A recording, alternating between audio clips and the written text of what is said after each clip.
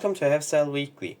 In this week's episode, we will discuss several topics including the South Korean president's declaration of martial law, protests in Georgia, the collapse of the French government, and OpenAI's announcement of 12 days of new AI features. Stay tuned. First, we have South Korea's martial law declaration and its reversion.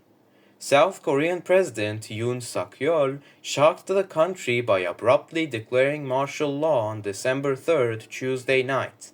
Speaking on a late-night TV broadcast, Yoon Suk-yeol spoke of opposition attempts to undermine the government and the threat from North Korea and said he was declaring martial law to crush anti-government forces that were creating chaos. The military was deployed temporarily. Helmeted soldiers and police were seen landing in helicopters on the roof of the National Assembly building. At around 11 p.m. local time on Tuesday, the military issued a decree banning protests and activities by parliamentary and political groups and placing the media under government control. But politicians have called Yoon's declaration illegal and unconstitutional.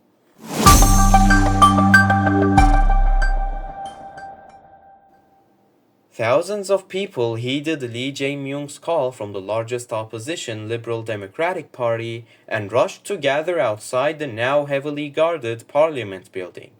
Protesters chanted slogans such as "No martial law" and "Overthrow the dictatorship." Shortly after 1 a.m. Wednesday, South Korea's parliament, with 190 of its 300 members present, rejected the measure. President Yoon's declaration of martial law was deemed invalid.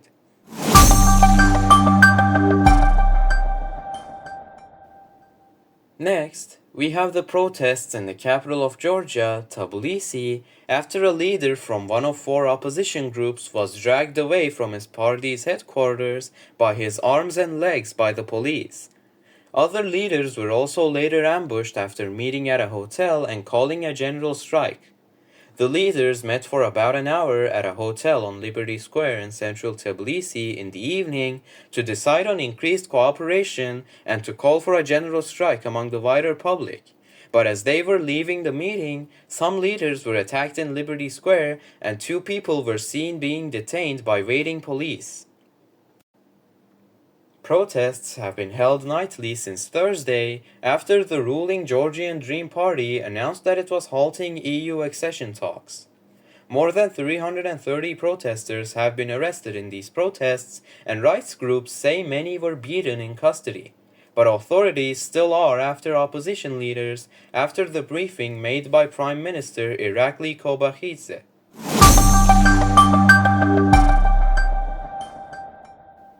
Authorities also raided the home of an activist from Daitov, which is a large anti-government Facebook group that has helped detain protesters.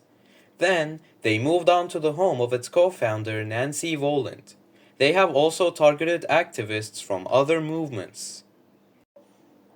The protests first started in late October after a controversial election that monitoring groups said was marred by a series of violations, but they were revived last Thursday when Kobakhidze's increasingly authoritarian Georgian Dream Party announced that it was suspending its bid to begin EU accession talks, and 2 days later, the US suspended Georgia's long-sought strategic partnership.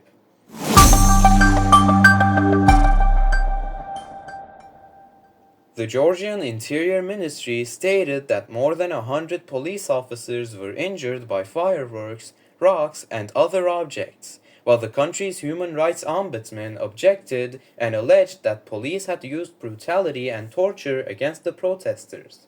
The protests are still going on, but on December 4th, Irakli Shaishmelashvili, who was head of the Special Duties Department of the Ministry of Interior and thus played a key role in dispersing the protests, resigned, citing family reasons. The only other reason he gave was just 2 emojis. One was the flag of Georgia and the other was the EU flag.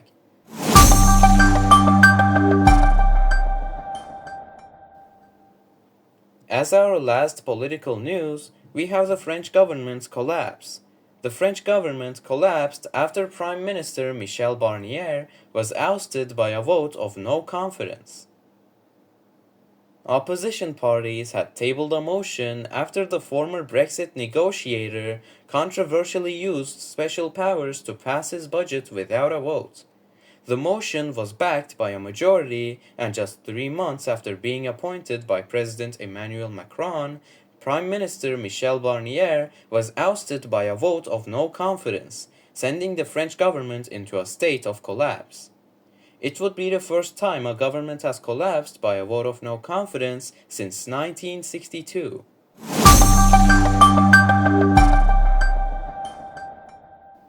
Members of Parliament were required to vote yes or abstain on December 4th, Wednesday vote, with 288 votes needed to pass the motion. A total of 331 people supported the motion. Barnier must now resign from his government, and the budget that caused this collapse is invalid.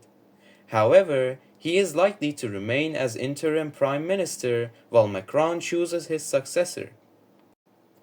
Both the left and the far right have tabled motions of no confidence after Barnier failed to secure sufficient support on December 2nd, Monday, and pushed through social security reforms by imposing a presidential decree. The left-wing alliance, the New Popular Front, which won the most seats in the parliamentary elections, had previously criticized Macron's decision to appoint centrist Barnier as prime minister instead of his candidate.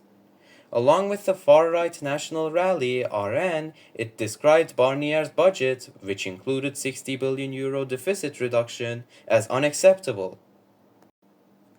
Macron is due to make a televised address to the nation on December 5th, Thursday evening, after returning to France following an official visit to Saudi Arabia.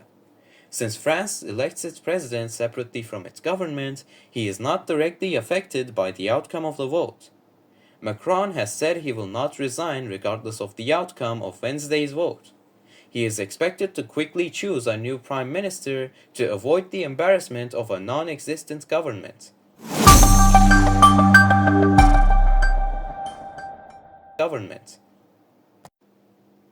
Last but not least, we have technology news.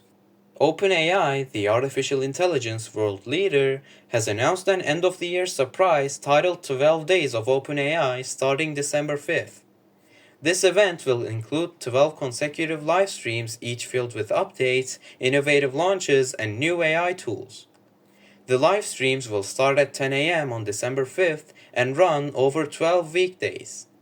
OpenAI CEO Sam Altman tweeted, confirming the events will include big and small innovations, described as a mix of major launches and stocking stuffers. Some expected launches are the text-to-video tool Sora, Festive-themed ChatGPT updates, and the Orion model.